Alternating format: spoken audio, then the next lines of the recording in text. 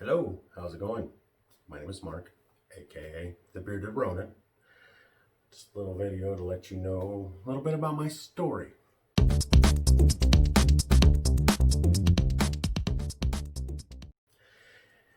few years ago, I had woke up one day, wasn't feeling too great. I was like, you know what? I wonder how much I weigh. So I got on my scale. First time in a long time I'd gotten on my scale. And I was shocked. It was 396 pounds.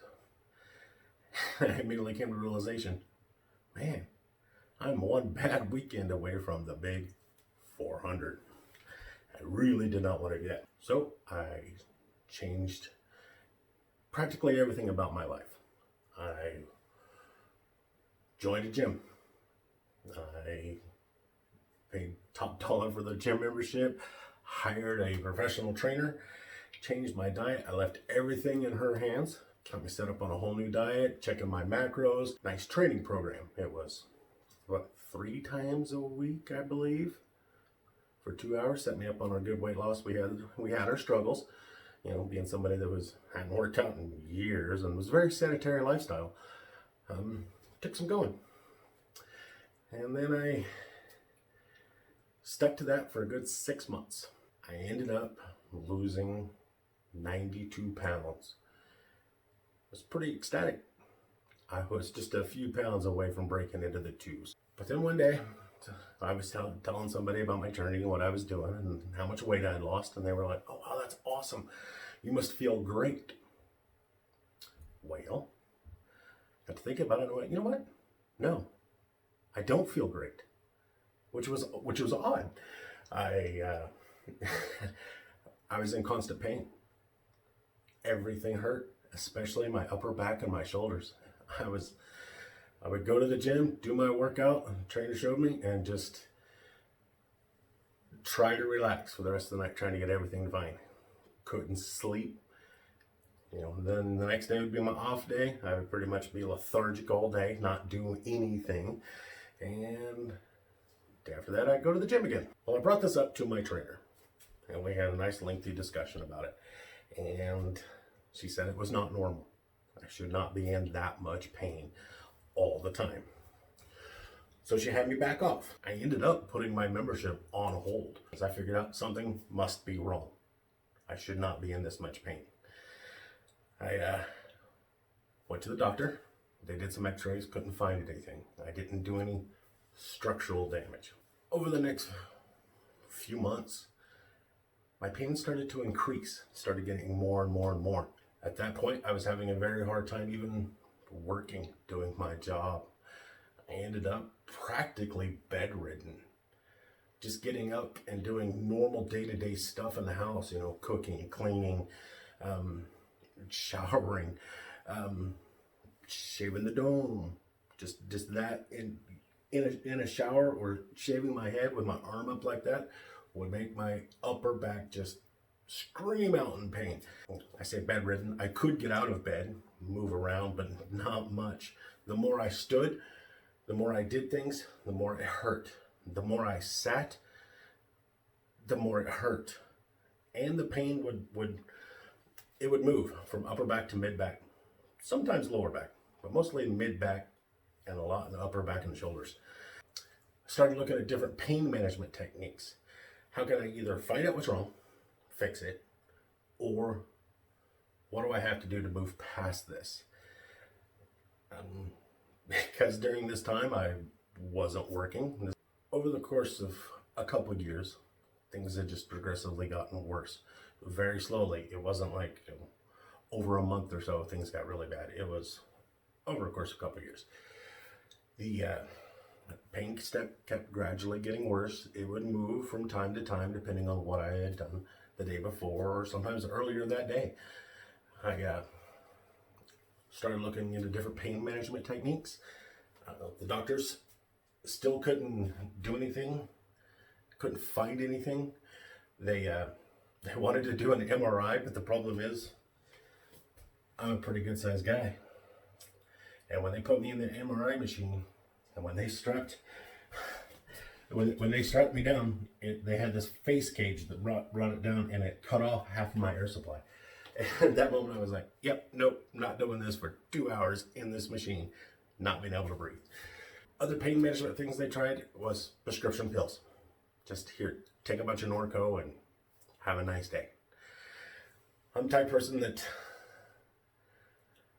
I don't like losing my senses, my coherentness. And I've also known a lot of people in my past that have been prescribed pain pills, ended up being addicted to them. And the doctors knew they were addicted, but would say, "Hey, you either live with the pain or the addiction." I'm not willing to go down that road. Sorry, I can't do it. It's just not in my moral fiber to, oh yeah, let's get addicted to pain pills, because I've seen what that does to people's lives. I don't want to have to, be in pain and then take some pills and 2 hours later just be a drooling mess on the couch. I can't live like that. Some of the other alternatives I tried was pot. The problem is, again, very mental aspect, and pot, it made the pain bearable, but the problem is I had trouble focus on anything. Didn't matter what it was. I could be sitting there watching a TV show or something, and about 15 minutes later, I'm like, wait, what am I watching? That's hard to function on that. So I started doing a lot of research on different pain management techniques, and I came across something that was very intriguing to me. It was self-hypnosis. I started reading a ton, considering I wasn't doing anything but sitting in my recliner looking at YouTube videos and Google searches and stuff, and I read a lot about self-hypnosis. And that has actually really helped a lot. It's not perfect. It's still hard to function, but I'm way more able to do things. Not able to go back to work yet, as it's hard to get yourself into a trance when you are driving, which is what I did for a living. So with the self-hypnosis, I'll just take a moment when things start to happen, and I'll just breathe, center myself, and just kind of go through some steps that I was taught on how to lessen your pain. It's still there. It's just not as bad. It's more bearable. I've also tried to start watching what I do. It's not that I can't do these things. I mean, I'm a pretty big guy, and everybody's always like, "Oh, can you help me? Can you put this on the top shelf? Can you get this down? Can you move this?" And I'm the type of guy, I like to help people. So I'm like, "Yeah, sure, not a problem." I can still do those things. The problem is, later that night, the next day, I'm going to practically be crying in my bed. So I had to adjust and mentally be aware of, I would love to help you, but I can't. And that was a very hard thing for me to overcome, because I'm not the type of person to ask for help. I mean, I'm a guy. A guy wants to sit there and say, "Oh, can you help me move this?" Or, "Can you do this? My trash can's really heavy. Can you help take it out to the curb?" Things like that just became really tough for me. I do have a couple things in place that help. My mom has been a great support for me. My best friend has been a great support for me too. He's the one helping me do this YouTube channel, and I'm sure eventually you'll meet him. Okay, another problem I was having is some of these doctors would just throw something out as soon as they met me. Me being the size that I am, as soon as I went in and said, "Hey, I have pain issues in my back," they go, "Well, it's because you weigh 300 pounds. Okay, now I know that my weight does not cause my pain. Now it doesn't help it, I'm sure. But being at 400 pounds, feeling great, then losing 100 pounds isn't going to make me all of a sudden start to hurt. It didn't logically make sense to me. I also had, I can't believe this. I'm not an ignorant person. I'm not stupid by any means. Went to a chiropractor. He started feeling around, checking things out. And he was feeling me right about my sternum area, lower sternum. He goes, "Oh, I know what it is." I'm like, "What?" He goes, "It's your appendix." Okay. I never had my appendix removed, but I definitely know where the appendix is, and it ain't here. And I don't see how an appendix could cause upper back and shoulder pain. After talking to him for a few minutes, I realized it's because he sells a product that is focused on that type of issues. So he was basically just trying to sell me a product, sell me his little program that he had. I heard all kinds of stories, all kinds of things, and most of it revolved around, oh, it's a gluten allergy. You know, you should go gluten-free. Okay, now the diet that my trainer had set up on for me, she'd cut my carbs down a ton. And I went on to a program that pretty much provided my meals for me. They were all gluten-free. So why would I be 6 months gluten-free, then the pain started? If the pain was caused by gluten allergy. When for 45 or 42 years before, I was fine. Again, logically, it doesn't make sense. I heard stories and theories and people trying to sell their products or programs or all kinds of stuff to me. Nothing either logically made sense or didn't seem to help at all. Over this course, I had put on all my weight back on. All of it. Every single pound. And some. Yes, I broke the 400-pound mark. I didn't really do an official weigh-in or keep track of how much it was. I just remember being approximately about 430 pounds. I was devastated, mentally, in constant pain, 430 pounds. Can't find anything that's working to help with the pain management. The depression is real, y'all. I gotta admit, some of my close friends and family know that how dark of a place I ended up being in. I mean, super dark, going, hey, if I can't fix this, what's the point? That was my biggest thing. What's the point? I know my kids love me. I know my friends love me. I know my family loves me. But even that wasn't enough to... Why? Why continue on in constant pain, not being able to hardly move or do anything all day?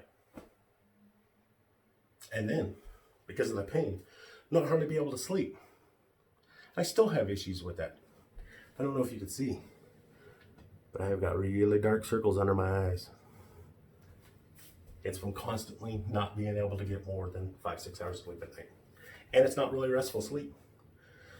Lay down for a few minutes. After about 15-20 minutes, pain from being in that position too long. So I gotta roll over, gotta move, constantly moving. That was another theory somebody had. It's sleep apnea. Sleep apnea may be a reason why I can't sleep, but before the pain, it wasn't out of the norm for me to get a good 10 hours of sleep.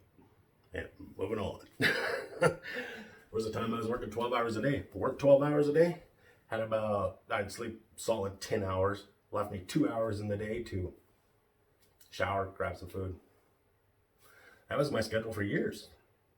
Again, if I had sleep apnea, things would have started appearing then, not after I lose 100 pounds. Okay, so with my depression and being 430 pounds, I knew something had to change. I took one thing that I knew I was doing that was not helping. I was drinking sodas.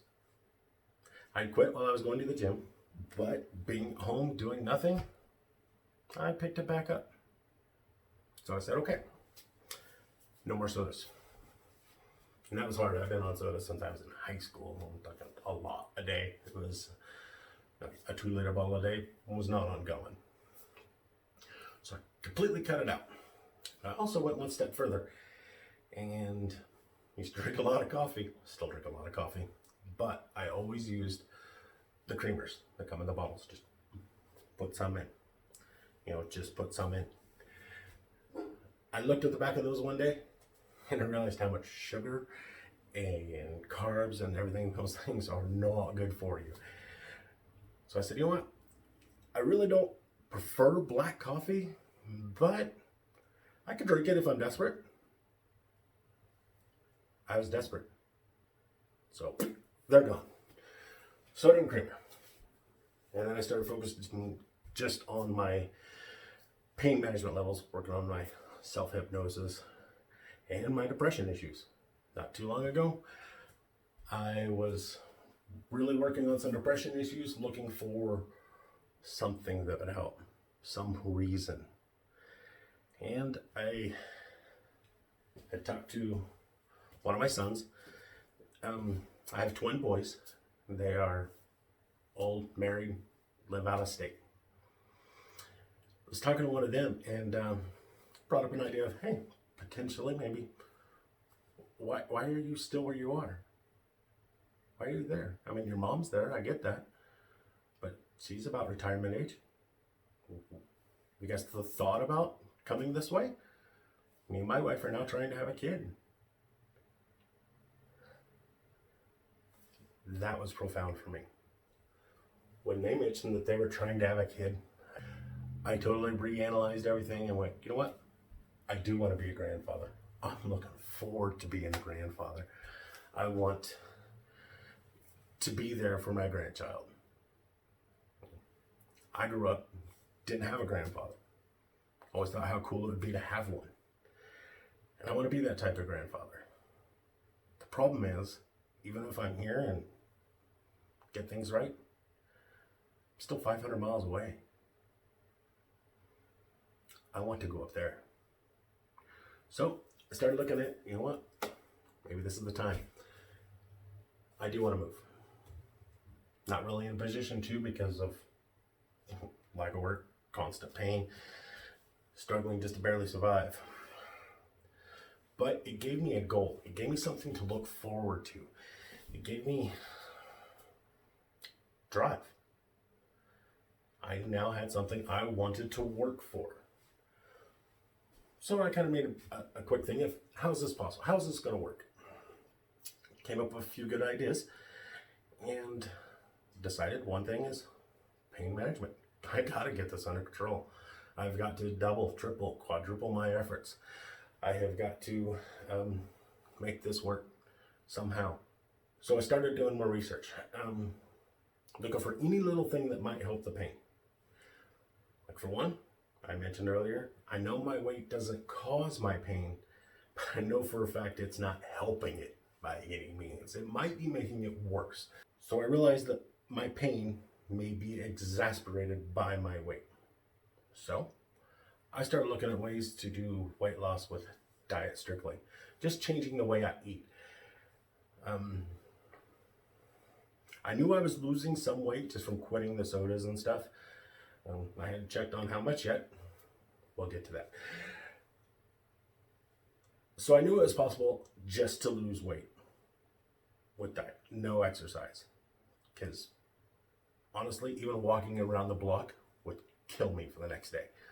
I would be worthless. My good friend had recently lost quite a bit of weight by doing the keto diet. So I started looking into it. I even talked to a nutritionist about it.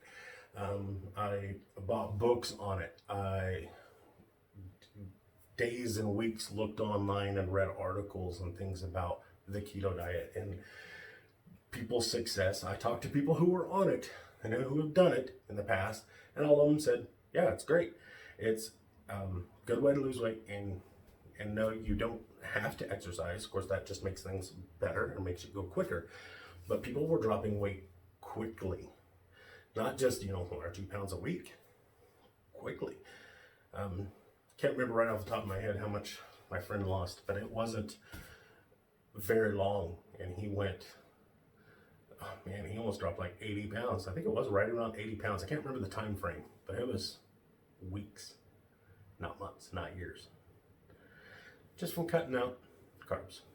So I looked into it, started doing a lot of research, found a lot of guys on YouTube that are experts at the keto diet, and it's pretty intense sometimes. with the fasting and the intermittent fasting and some of the recipes and things like that. And I'm a simple bachelor, and I refuse. And I'm on a strict budget. I'm not going to go out and spend $5 for a exotic vegetable that I'm only using one little recipe. No. So I started looking online, and I would search for things like 5-ingredient keto recipes, things like that. There's quite a few. And I would go through the recipe list. How easy is it to obtain these ingredients? Some would call for like almond flour. I'm an old school guy. I didn't really know you can get almond flour. I'd never really seen it in the stores. So I started going to the store's websites and looking to find which ones carried it, who had it. And it seems like every time I would look, more and more carb-free or keto-friendly ingredients are out there. This diet has taken off and people are accepting it. Now there are more things that you can purchase, better ingredients, things like that. I was also inspired by some of these guys that do the videos and the recipes on the keto diet. And these guys, I guarantee, do not look like me. These guys are cut, these guys are ripped, and they're 100% keto. And keto works for athletes too. And that's one thing that impressed me. It was like, this is not a diet. This is not like, do this for 6 months or do this for 30 days and then get off the diet and let your body recoup. That's a big red flag. If your body has to recoup from something, yeah, that's not going to be a long-term solution. And that's what I was looking for, is long-term solution. But these guys are saying that you can do this full-time. It is truly a lifestyle. It is truly a way to live. So I decided, since guys that I subscribe to on YouTube talking about the keto diet has inspired me to go further with this, I figured I'd pay it forward. I don't want somebody who's struggling with their weight like I was to look at these guys and be intimidated. Oh man, these are the diets of athletes and stuff. So I'm starting this channel because I realized that these guys that I was seeing,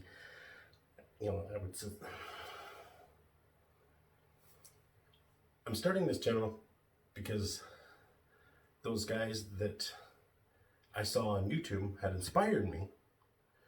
But like I said, these guys are athletes, without a doubt. I realized that most people, me included for a while, would look at those guys and go, man, there's no way I can do that. I can't do the things they're doing. Look at these guys, they're ripped up, they're cut.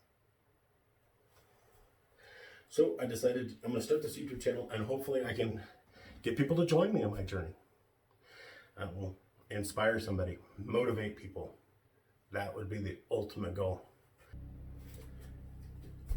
I mean, honestly, if an old fat man with chronic pain can do this, can you?